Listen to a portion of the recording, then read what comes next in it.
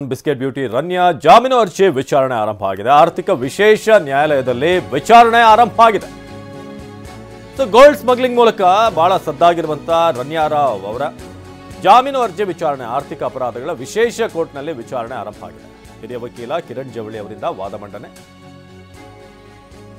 DRI ಮಾಹಿತಿ ಪ್ರಕಾರ March 4ಕ್ಕೆ arrest ಮಾಡಿದ್ದಾರೆ. ಅವರ ಇನ್ಫಾರ್ಮೇಶನ್ ಪ್ರಕಾರ 4ನೇ ತಾರೀಕು ಅರೆಸ್ಟ್ ಮಾಡಿದ್ದಾರೆ. ಅರೆಸ್ಟ್ ಮೆಮೊ ನೀಡಿದ್ದಾರೆ. ಮೊದಲ ಪುಟ ಅರೆಸ್ಟ್ ಮೆಮೊ ಪೇಜ್ 2ರಲ್ಲಿ ಯಾಕೆ ಅರೆಸ್ಟ್ ಮಾಡಿದ್ದು ಅಂತ ತಿಳಿಸಿದ್ದಾರೆ. ಅರೆಸ್ಟ್ನ ಕಾರಣ ಡಿಕೆ ಬಸು ಕೇಸ್ನಲ್ಲಿ ಸುಪ್ರೀಂ ಕೋರ್ಟ್ ನೀಡಿದ್ದ ಮಾರ್ಗಸೂಚಿ ಏನಿದೆ, ಮಾರ್ಗಸೂಚಿಯ ಗ್ರೌಂಡ್ಸ್ನಲ್ಲಿ ಅರೆಸ್ಟ್ ಮಾಡಿಲ್ಲ. ಪ್ರತ್ಯೇಕ ಅರೆಸ್ಟ್ ಮೆಮೊ ನೀಡಬೇಕಾಗಿತ್ತು, ಅದನ್ನ ನೀಡಿಲ್ಲ. ಡಿಕೆ ಬಸು ಕೇಸನ್ನ ಉಲ್ಲೇಖ ಮಾಡ್ತಿದ್ದಾರೆ ಈಗ ಜವಳಿ ಅವರು. ಬಿಸ್ಕೆಟ್ ಬ್ಯೂಟಿ ರನ್ಯಾ ಜಾಮೀನು ಅರ್ಜಿ ವಿಚಾರಣೆ ಆರಂಭ ಆಗಿದೆ. ಇದರಲ್ಲಿ ಈಗ ಮೊದಲನೇದಾಗಿ ತಿಳಿಸಿರೋದು ಮೊದಲ ಪುಟ ಅರೆಸ್ಟ್ ಮೆಮೊ ಪೇಜ್ 2ರಲ್ಲಿ ಯಾಕೆ ಅರೆಸ್ಟ್ ಮಾಡಿದ್ದು ಅಂತ ತಿಳಿಸಿದ್ದಾರೆ. ನಂತರ ಆಕೆಯನ್ನು ಅರೆಸ್ಟ್ ಮಾಡಿದ್ದಾರೆ ಎಂದು ತಿಳಿಸಿದ್ದಾರೆ. ಡಿಕೆ ಬಸು ಕೇಸ್ನಲ್ಲಿ ಸುಪ್ರೀಂ ಕೋರ್ಟ್ ನೀಡಿದಂಥ ಮಾರ್ಗಸೂಚಿ, ಅದರ ಗ್ರೌಂಡ್ಸ್ನಲ್ಲಿ ಗ್ರೌಂಡ್ ಆಫ್ ಅರೆಸ್ಟ್ ನೀಡಿಲ್ಲ ಅಂತ, ಪ್ರತ್ಯೇಕ ಅರೆಸ್ಟ್ ಮೆಮೊವನ್ನು ನೀಡಬೇಕಾಗಿತ್ತು, ಪ್ರತ್ಯೇಕವಾಗಿ ಅರೆಸ್ಟ್ ಮೆಮೊವನ್ನು ಕೊಟ್ಟಿಲ್ಲ ಅಂತ ಈಗ ಸದ್ಯಕ್ಕೆ ಹಿರಿಯ ವಕೀಲರಾದಂಥ ಜವಳಿ ಅವರು ಈಗ ಸದ್ಯಕ್ಕೆ ಈ ಒಂದು ವಿಚಾರವನ್ನು ಮಂಡಿಸ್ತಾ ಇದ್ದಾರೆ. ಏನು ಹೇಗೆ ನಡೀತು ಕಿರಣ್ ಜವಳಿ ಅವರು ಹೇಳ್ತಿರುವಂಥ ಪ್ರಕಾರ ಡಿಆರ್ಐ ಮಾಹಿತಿ ಅವ್ರದ್ದೇ ಒಂದು ಇನ್ಫಾರ್ಮೇಷನ್ ನಾನು ಉಲ್ಲೇಖ ಮಾಡ್ತಾ ಇದ್ದೀನಿ. 4ನೇ ತಾರೀಕಿಗೆ ಇವರು ಅರೆಸ್ಟ್ ಮಾಡ್ತಾರೆ, ಮಾರ್ಚ್ 4ನೇ ತಾರೀಕು. ಆ ಟೈಮ್ನಲ್ಲಿ ಅರೆಸ್ಟ್ ಮೆಮೊವನ್ನು ನೀಡಿದ್ದಾರೆ. ಮೊದಲ ಪುಟ ಅರೆಸ್ಟ್ ಮೆಮೊ ಪೇಜ್ 2ರಲ್ಲಿ ಯಾಕೆ ಮಾಡಿದ್ದು ಅಂತ ತಿಳಿಸ್ತಾರೆ. ಆದರೆ ಪ್ರತ್ಯೇಕವಾದಂಥ ಏನೋ ಮೆಮೊವನ್ನು ಕೊಡಬೇಕಾಗಿತ್ತು ಅಂತ ಈ ಹಳೆ ಕೇಸ್ ಒಂದನ್ನು ಸುಪ್ರೀಂ ಕೋರ್ಟ್ ಏನು ಹೇಳಿತ್ತು ಆ ಸಂದರ್ಭದಲ್ಲಿ ಡಿಕೆ ಬಸು ಅವರ ಕೇಸ್ಗೆ ಸಂಬಂಧಪಟ್ಟ ಹಾಗೆ. ಆಗ ಒಂದು ಗೈಡ್ಲೈನ್ಸನ್ನು ಸುಪ್ರೀಂ ಕೋರ್ಟ್ ನೀಡಿತ್ತು. ಒಂದು ಅರೆಸ್ಟ್ ಮಾಡಬೇಕಾದ್ರೆ ಕಾರಣಗಳನ್ನು ಹೇಗೆ ಕೊಡಬೇಕು, ಮೆಮೊ ಕೊಡೋದು ಹೇಗೆ ಅನ್ನೋದ್ರ ಬಗ್ಗೆ ಒಂದು ಗೈಡ್ಲೈನ್ಸನ್ನು ಸುಪ್ರೀಂ ಕೋರ್ಟ್ ನೀಡಿದೆ. ಅದನ್ನು ಇಲ್ಲಿ ಡಿಆರ್ಐ ಅಧಿಕಾರಿಗಳು ಫಾಲೋ ಮಾಡಿಲ್ಲ ಅಂತ ಸದ್ಯಕ್ಕಿರುವಂಥ ವಾದ.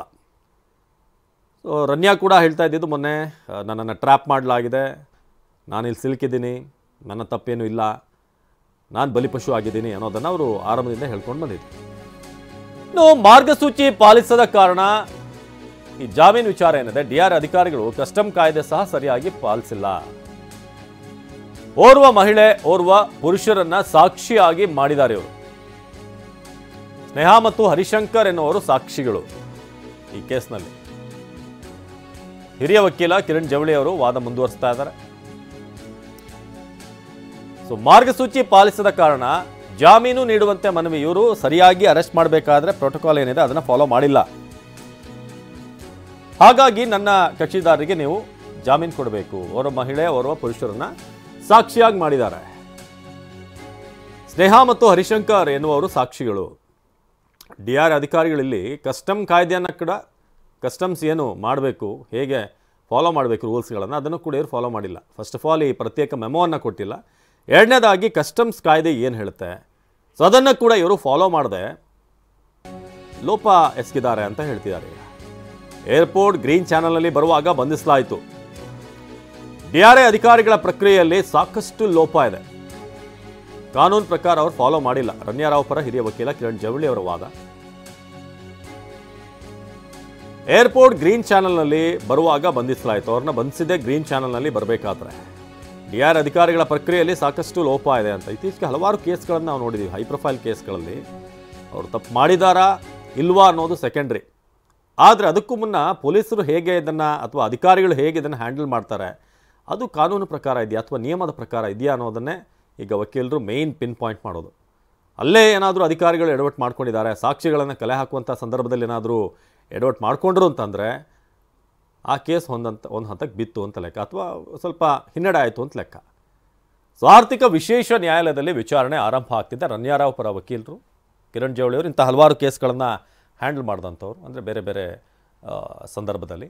ಏರ್ಪೋರ್ಟ್ ಗ್ರೀನ್ ಚಾನಲ್ನಲ್ಲಿ ಇವ್ರನ್ನ ವಶಕ್ಕೆ ಪಡೆಯಲಾಯಿತು. ಡಿಆರ್ ಅಧಿಕಾರಿಗಳ ಪ್ರಕ್ರಿಯೆಯಲ್ಲಿ ಸಾಕಷ್ಟು ಲೋಪ ಇವೆ.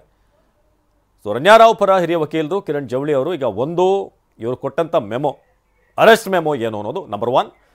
ಎರಡನೇದಾಗಿ ಈಗ ಇವರು ಹೇಗೆ ಕಸ್ಟಮ್ಸ್ ಕಾಯ್ದೆಯನ್ನು ಉಲ್ಲಂಘಿಸಿದ್ದಾರೆ ಅನ್ನೋದನ್ನು ಈಗ ತಿಳಿಸ್ತಾ ಇದ್ದಾರೆ.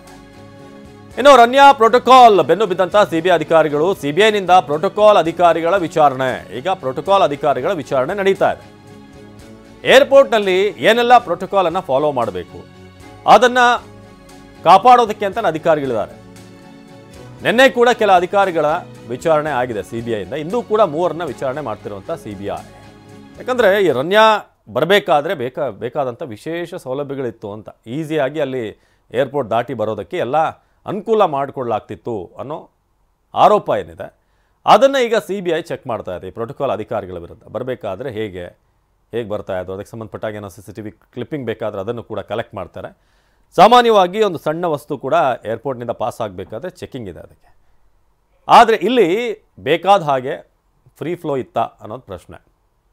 ರಾಚಪ್ಪ ಈ ಬಗ್ಗೆ ಹೆಚ್ಚಿನ ಮಾಹಿತಿಯನ್ನು ನೀಡ್ತಾರೆ ನಮ್ಮ ಪ್ರತಿನಿಧಿ. ರಾಚಪ್ಪ, ಇದೀಗ 2 ವಿಚಾರ. ಒಂದು, ಕೋರ್ಟ್ನಲ್ಲಿ ಆಗ್ತಿರುವಂಥ ವಿದ್ಯಮಾನಗಳು, ಏನು ಹಿರಿಯ ವಕೀಲರಾದಂಥ ಜವಳಿ ಅವರು ವಾದ ಮಂಡಿಸ್ತಾ ಇದ್ದಾರೆ. ಭಾಳ ಮುಖ್ಯವಾಗಿ ಇತ್ತೀಚಿನ ಹಲವಾರು ಕೇಸ್ಗಳನ್ನು ನಾವು ಗಮನಿಸ್ತಾ ಇದ್ದೀವಿ. ಕ್ರೈಮ್ ಆಗಿದೆಯಾ, ಅವರು ಅಪರಾಧ ಎಸಗಿದಾರ ಅನ್ನೋದಕ್ಕಿಂತ ಮುಂಚೆ ಪೊಲೀಸ್ ಅಧಿಕಾರಿಗಳು ಹೇಗೆ ಸ್ಟಾರ್ಟ್ ಮಾಡಿದ್ರು ತನಿಖೆ, ಎಲ್ಲವನ್ನು ಕೂಡ ಫಾಲೋ ಮಾಡಿದ್ದಾರೆ, ಲೂಪ್ ಹೋಲ್ ಇದೆಯಾ ಅನ್ನೋದು ಭಾಳ ಮುಖ್ಯ ಆಗುತ್ತೆ. ಎರಡನೇದಾಗಿ CBI ಕೂಡ ಪ್ರೋಟೋಕಾಲ್ ಅಧಿಕಾರಿಗಳ ಬೆನ್ನು ಬಿದ್ದಿರೋದು. ಸದ್ಯ ಈ ಕೇಸ್ನಲ್ಲಿ ಅಪ್ಡೇಟ್ ಇದೆ ರಾಚಪ್ಪ.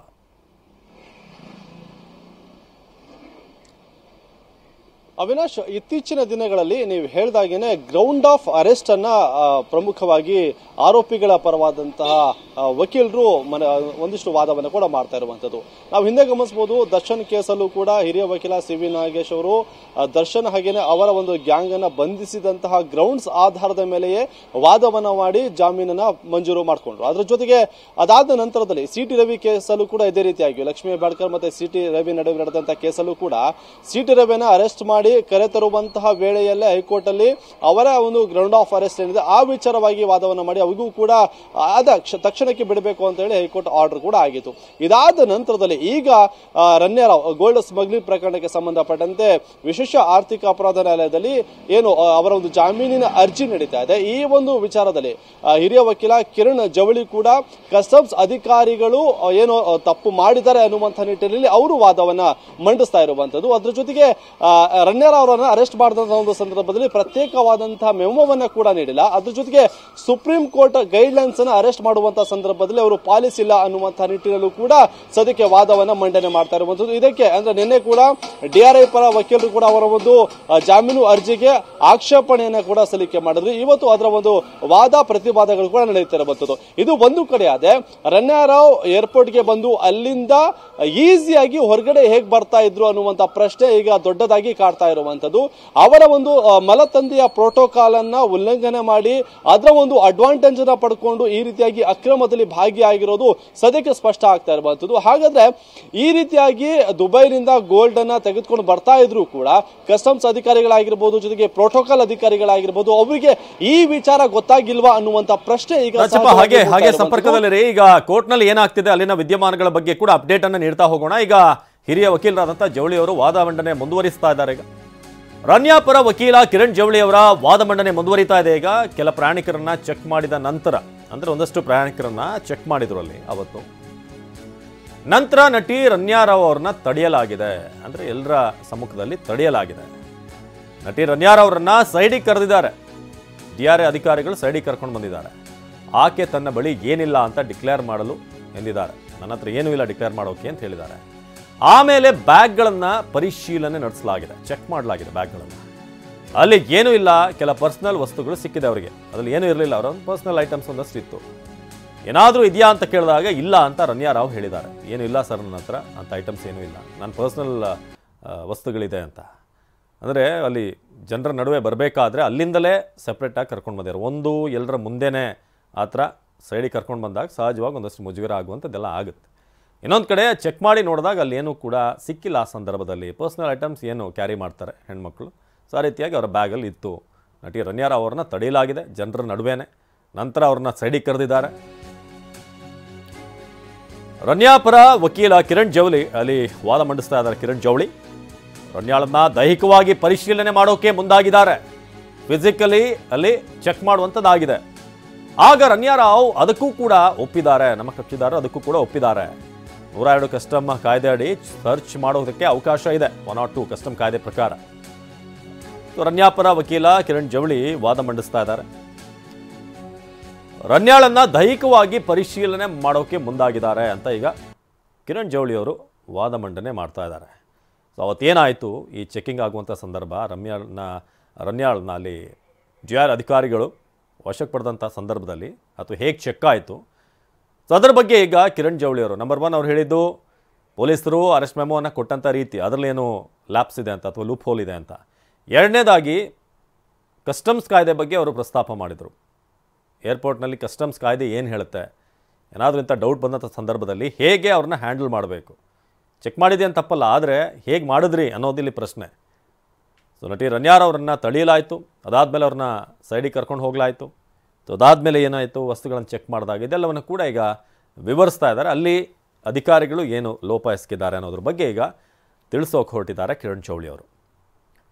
ಸೊ ಜಾಮೀನು ಅರ್ಜಿ ಸಲ್ಲಿಸಿರುವಂಥ ರನ್ಯಾ ರಾವ್ ಪರ ಹಿರಿಯ ವಕೀಲರಾದಂಥ ಕಿರಣ್ ಜವಳಿ ವಾದ ಮಂಡಿಸ್ತಾ ಇದ್ದಾರೆ. ಈಗ ಬ್ಯಾಗನ್ನು ಚೆಕ್ ಮಾಡಿದಾಗ ಅಲ್ಲಿ ಏನೂ ಇಲ್ಲ, ಕೆಲ ಪರ್ಸನಲ್ ವಸ್ತುಗಳು ಮಾತ್ರ ಸಿಕ್ಕಿದೆ ಅಂತ.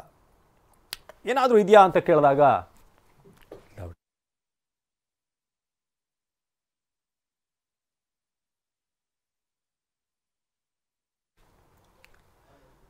ಸೊ ರನ್ಯಾ ಪರ ವಕೀಲ ಕಿರಣ್ ಜವಳಿ ಈಗ ಅಲ್ಲಿ ವಾದ ಮಂಡಿಸ್ತಾ ಇದ್ದಾರೆ. ಕೆಲ ಪ್ರಯಾಣಿಕರನ್ನು ಅಲ್ಲಿ ತಡೆದ್ರು, ಅಂದರೆ ಪ್ರಯಾಣಿಕರು ಬರಬೇಕಾದ್ರೆ ಇವ್ರನ್ನ ತಡೆದ್ರು, ಪ್ರಯಾಣಿಕರನ್ನ ನಂತರ ಮುಂದೆ ಬಿಟ್ಟರು. ಅದಾದಮೇಲೆ ಅಲ್ಲಿ ದೈಹಿಕವಾಗಿ ಪರಿಶೀಲನೆ ಮಾಡೋಕ್ಕೆ ಮುಂದಾಗಿದ್ದಾರೆ ಅಂತ ಕೂಡ ಹೇಳಿದರು. ರನ್ಯಾಳನ್ನ ಅಲ್ಲಿ ಫಿಸಿಕಲಿ ಚೆಕ್ ಮಾಡುವಂಥ ಅದಕ್ಕೂ ಕೂಡ ಏನು ನಮ್ಮ ಕಕ್ಷಿದಾರರು ಇಲ್ಲ ಅಂತ ಹೇಳಿಲ್ಲ. ಏನಾದರೂ ವಿರೋಧ ವ್ಯಕ್ತಪಡಿಸಿದ್ರೆ, ಅನುಮಾನ ಬರೋ ಹಾಗೆ ನಡ್ಕೊಂಡಿದ್ರೆ ಹೌದು. ಆದರೆ ಅವ್ರು ಏನು ಅಲ್ಲಿ ಹೇಳಿದ್ರು, ಯಾವ ರೀತಿ ಚೆಕ್ ಆಗಬೇಕು ಎಲ್ಲಕ್ಕೂ ಕೂಡ ಒಪ್ಪಿದ್ದಾರೆ. ಆದರೂ ಅವ್ರನ್ನ ನಡೆಸ್ಕೊಂಡಂಥ ರೀತಿ ಹೇಗಿತ್ತು ಅನ್ನೋದ್ರ ಬಗ್ಗೆ ಕೂಡ ಇಲ್ಲಿ ಪ್ರಶ್ನೆ ಉದ್ಭವ ಆಗ್ತಾ ಇದೆ. ಸೊ ರನ್ಯಾಳನ್ನ ದೈಹಿಕವಾಗಿ ಪರಿಶೀಲನೆ ಮಾಡೋಕ್ಕೆ ಮುಂದಾಗಿದ್ದಾರೆ ಅಂತ. ಸೊ ಜಾಮೀನು ಅರ್ಜಿ ವಿಚಾರಣೆ ಈಗ ಮುಂದುವರಿತಿದೆ. ಹೇಗೆ ಯಾವೆಲ್ಲ ಪಾಯಿಂಟ್ಗಳನ್ನು ಇಟ್ಟು ಈಗ ಜಾಮೀನನ್ನು ಪಡಿಬಹುದು ಅನ್ನೋದನ್ನು ಈಗ ಕಿರಣ್ ಜವಳಿ ಅವರು ಯಾಕೆ ಜಾಮೀನು ಕೊಡಬೇಕು ಅನ್ನೋದನ್ನು ಈಗ ನ್ಯಾಯಮೂರ್ತಿಗಳ ಮುಂದೆ ವಾದ ಮಂಡಿಸ್ತಾ ಇದ್ದಾರೆ. ಸೆಕ್ಷನ್ 102 DRIಗೆ ಪರಿಶೀಲನಾ ಅಧಿಕಾರಿಗಳ ಬಗ್ಗೆ ಹೇಳುತ್ತೆ. ಅಧಿಕಾರ ಏನಿದೆ ಅದರ ಬಗ್ಗೆ ಹೇಳುತ್ತೆ. ಏರ್ಪೋರ್ಟ್ನಲ್ಲಿ ರನ್ಯಾ ಸರ್ಚ್ಗೆ ಒಪ್ಪಿದ್ದಾರೆ. ನಂತರ DRI ಆರೋಪಗಳನ್ನು ಅಲ್ಲಗೆಳೆದಿದ್ದಾರೆ. ರನ್ಯಾ ಪರ ವಕೀಲ ಕಿರಣ್ ಜವಳಿ ಅವರು ವಾದ ಮಂಡಿಸ್ತಾ ಇದ್ದಾರೆ. ಈಗ ಸೆಕ್ಷನ್ 102 DRIಗೆ ಪರಿಶೀಲನಾ ಅಧಿಕಾರದ ಬಗ್ಗೆ ಹೇಳುತ್ತೆ. DRIಗೆ ಸೆಕ್ಷನ್ 102 ಹೇಳುತ್ತೆ ಹೇಗೆ ನೀವು ಪರಿಶೀಲನೆ ಮಾಡಬೇಕು. ಏರ್ಪೋರ್ಟ್ನಲ್ಲಿ ಸರ್ಚ್ಗೆ ಒಪ್ಪಿದ್ದಾರೆ. ಸೆಕ್ಷನ್ 102 DRI ಪರಿಶೀಲನಾ ಅಧಿಕಾರದ ಬಗ್ಗೆ ಹೇಳುತ್ತೆ. ಸೊ ಅದರ ಪ್ರಕಾರ ಏರ್ಪೋರ್ಟ್ನಲ್ಲಿ ರನ್ಯಾ ಸರ್ಚ್ಗೆ ಒಪ್ಪಿದ್ದಾರೆ. ನಂತರ DRI ಆರೋಪಗಳನ್ನು ಅಲ್ಲಗೆಳೆದಿದ್ದಾರೆ. DRI ಆರೋಪ ಮಾಡ್ತಾವ್ರ ಮೇಲೆ ಅದನ್ನು ಅವರು ಒಪ್ಪಿಲ್ಲ. ಇಲ್ಲ, ನನ್ನ ಹತ್ರದ್ದೇನು ಕ್ಯಾರಿ ಮಾಡ್ತಿಲ್ಲ ಅಥವಾ ಸಪ್ಲೈ ಮಾಡ್ತಿಲ್ಲ ಅಂತ. DRI ಅಧಿಕಾರಿ ನೇಹಾ ಕುಮಾರಿ ಸಹಿ ಮಾಡಿರುವಂಥ ಕೆಳಗೆ ಡೇಟ್ ಬರ್ದಿಲ್ಲ. ಏನು ಸೈನ್ ಮಾಡಿದಾರಲ್ಲ ಅದ್ರ ಕೆಳಗೆ ಡೇಟ್ ಇಲ್ಲ. ಬರ್ದಿದಾರೋ ಏನೋ, ಆದರೆ ಅದು ಕಾಣಿಸ್ತಾ ಇಲ್ಲ ಅಂತ ಕೂಡ ಹೇಳ್ತಾರೆ ಕಿರಣ್ ಜವಳಿ. ಬರ್ದಂಗೆ ಏನೋ ಇದೆ ಅಲ್ಲಿ, ಬಟ್ ಅದೇನು ಅಂತ ಸ್ಪಷ್ಟವಾಗಿ ಗೊತ್ತಾಗ್ತಾ ಇಲ್ಲ. ಸೆಕ್ಷನ್ 102 DRI ಪರಿಶೀಲನಾ ಅಧಿಕಾರದ ಬಗ್ಗೆ ಹೇಳುತ್ತೆ. ಸೊ ಏರ್ಪೋರ್ಟ್ನಲ್ಲಿ ರನ್ಯಾ ಸರ್ಚ್ಗೆ ಒಪ್ಪಿದ್ದಾರೆ. ಅವರೇನು ಡಿನೈ ಮಾಡಿಲ್ಲ, ಆಗಲ್ಲ ಅಂತೇನು ವಿರೋಧ ವ್ಯಕ್ತಪಡಿಸಿಲ್ಲ. ಆದರೆ DRI ಏನು ಆರೋಪ ಮಾಡಿದೆ ಅದನ್ನು ಅವರು ಒಪ್ಪಿಲ್ಲ. ಇಲ್ಲ, ನೀವು ಹೇಳ್ತಿರೋ ಥರ ಏನೂ ಇಲ್ಲ ಅಂತ ರನ್ಯಾ ಅವರು ಹೇಳಿದ್ದಾರೆ.